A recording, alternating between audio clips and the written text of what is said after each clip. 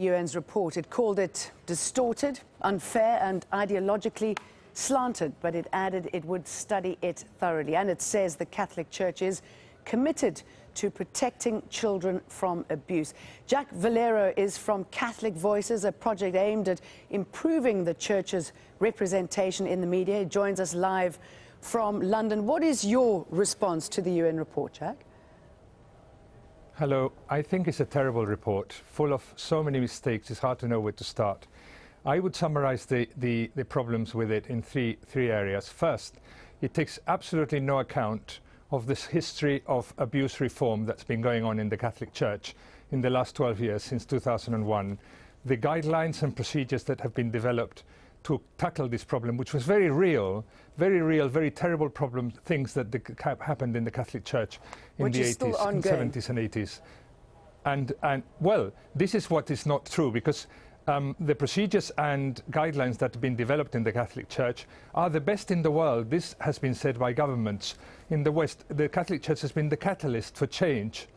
And in the UK, it has led the change in many institutions, in schools, in local authorities, in other institutions. So, okay, and none of this is in the report. If that is indeed the case, how come nobody has been brought to court, for instance? How come there's nobody there who's paying Lots of people. For his crime? Hundreds of priests are in prison. Millions of pounds of dollars have been paid to victims. This is just absolutely untrue. It's incredible that a UN report could say this thing. It brings no credit to the UN at all.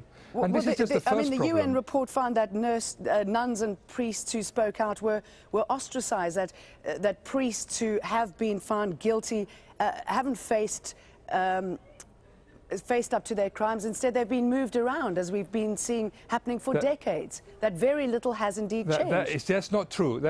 That priests were moved from parish to parish in the 80s, and that stopped in the late 90s and certainly in 2001, when the new procedures were established in the UK and the USA and then were copied around the world. That stopped happening. So if a priest is accused of abuse nowadays, this is immediately dealt with. And if he's found guilty, he's laicized, he stops being a priest and is sent to prison.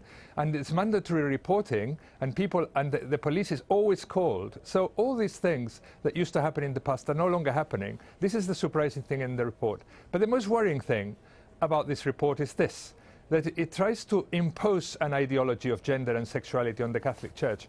It says, for example, the Catholic Church should change its teaching on abortion, on contraception, on homosexuality. Okay, so I'm going to jump in there, because I mean that's a whole different issue. What I'm talking about is the fact of child abuse and the fact that it hasn't been addressed. And many abuse groups confirm that. They say that very little has changed.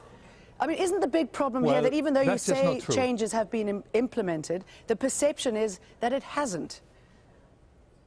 Well, maybe the perception needs to change, but it certainly has changed completely in the way that the cases are handled. Now, for example, in the USA, the rules were established in 2002. In the UK in 2001, they included mandatory reporting, and all cases from then on have been dealt with as soon as people have been accused. But retrospectively, this hasn't happened, though, has it?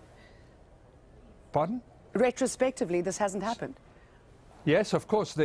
If the accusation is from 1960, that is also investigated, and the people are searched for, and if they're still alive, they're put in prison. The problem is that sometimes these terrible things were done by people who have already died, so there's only a limited amount that you can do. But victims have been compensated. I mean, the new committee that Pope Francis has established in December of last year was to ensure that victims were looked after, because he said the legal side and the procedural side is all in place, and we're leading the fight against child abuse.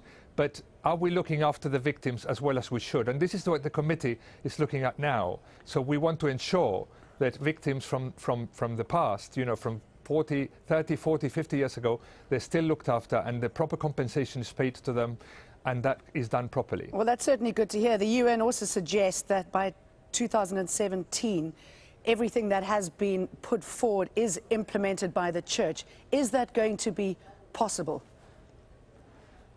Well, because, as I say, there's so many errors in this report, and many of the things that they say that the Church should do, the Church is already doing.